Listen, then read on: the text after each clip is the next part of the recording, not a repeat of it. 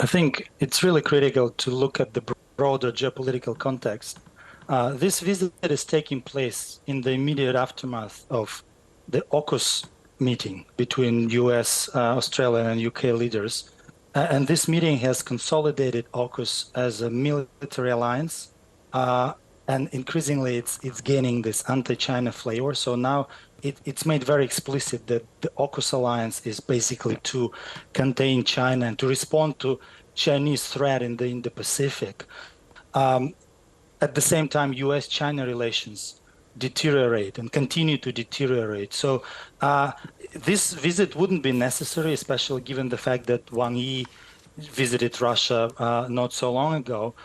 However, in these broader geopolitical circumstances, specifically the deterioration of US-China relations and the consolidation of AUKUS as a more explicit anti-China alliance, I think provided this extra incentive for Xi Jinping to visit Putin in Moscow. That is interesting that you put it that way. Does Xi want to demonstrate that there is an alternative alliance, a global alliance that is equally powerful? I think that's the intention, to send a signal that at least there is a possibility. China and Russia are not formal allies. However, there are the relationship, I think the best way to describe the relationship is alignment rather than alliance. However, through close military technical cooperation and through this visits at critical points of time, I think, yes, Xi is sending a signal that, look, if US-China relations deteriorate further, I won't be standing alone.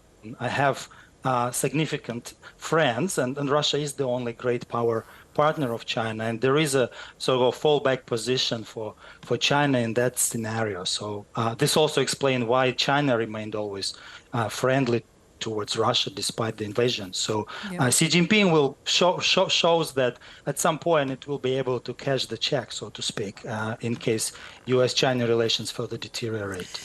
He does also seem to want to play a global diplomatic role. He wants to broker potentially some sort of peace settlement for Ukraine because it is, he has indicated, upsetting sort of the global supply chains. What chance does he have? And, you know, will it become a reckoning as to whether Putin will in any way pay much notice to Xi in regard to Ukraine? I don't think that China is well positioned to play a mediating role in this particular conflict. There are two reasons for that. One is that neither Ukraine nor Russia are ready to negotiate seriously. Both of them are willing to continue fighting. Ukraine feels boosted by support from the West. Russia doesn't want to look defeated. So they're at the stage when I don't think it's the right time from their standpoints, from their perspective, is the right time for negotiation. And in this context, it's very difficult to step in and to broker a peaceful solution. The second reason is, again, has to do with broader geopolitics. It's no longer just Ukraine-Russia war. It has grown into something bigger, basically Russia against the West. So given that, it's hard to tell what Xi Jinping is going to mediate here. And he himself has a problematic relations with the West. So I don't see China is well positioned to really step in and to end the war in Ukraine. Yeah. Do you think, though, China could go as far as supplying weapons to Russia? I think it's possible. I don't have an evidence of this happening already, but this cannot be ruled out. However, it will be very difficult to pin down for external observers as a supply of lethal weapons, because there are many ways to do that, and everything will be done to cover that up. For example, China could just send old Russian weapons back to Russia. So it doesn't have to look like China sending new Chinese weapons to Russia, and there are trains loaded with tanks crossing the border, moving from China to Russia. So I think if this happens, if Beijing decides to do that, again, which is not happening yet, but cannot be ruled out, I think there is a possibility of that. And again, it will depend on how the situation around Taiwan evolves.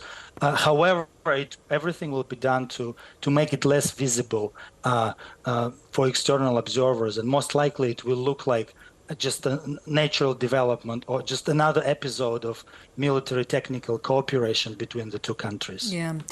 You know, of course, trade is also on the agenda, and one of the big factors allowing Russia to continue has been the continual financial support of China. They've been buying oil. This has worked out pretty well for China economically. Definitely, and China is interested really in the on-land energy infrastructure. China depends on oil imports that go through Malacca Strait, and in case again of significant deterioration of U.S.-China relations, U.S. Can shut down that supply quite easily. That's why China has invested billions and billions into pipelines from Russia, and Russia has replaced Saudi Arabia as #1 source of oil for China. So this is a strategic asset that Russia has, and that this is the kind of support Russia can provide, even though overall China is bigger and more powerful than Russia. But Russia has this geopolitically valuable assets, which China is interested in definitely. Is considering the International Criminal Court issued this arrest warrant for war crimes against Putin, and then he did this brazen trip to Mariupol. I mean, does China risk association with that sort of behavior by not denouncing this charge? Look, I don't think this ruling is particularly consequential because neither China nor Russia recognize that. Russia has huge problems with international institutions. We can look back at 2016 and arbitration ruling on South China Sea, which China lost, and the case of the Philippines was supported.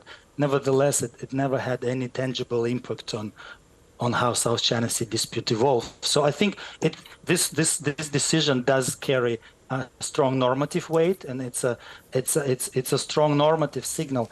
But I don't think China will. I don't think it's a consequential factor. It will have any tangible impact on how China-Russia relations develop, or how the war in Ukraine develops. So. Yeah. China is quite skeptical about this. And Alexander, how do you see Washington viewing this meeting?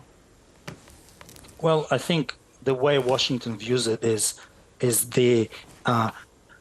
this threat coming from China-Russia alignment will be more articulated. Definitely, Washington worries about it. The policymakers in Washington understand that China-Russia alliance is a challenge, and we do have congressional reports coming from the United States saying that if U.S. to fight a war on both fronts and with China and Russia simultaneously, it will have tough time winning that war. So I think after this meeting, China will be presented as getting closer and closer to Russia, and China-Russia alignment taking real shape. And therefore, more, I think, measures will be taken to sort of contain China and Russia and the potential consolidation of their alliance. Yeah, really great to get your thoughts on this. Thanks, Alexander.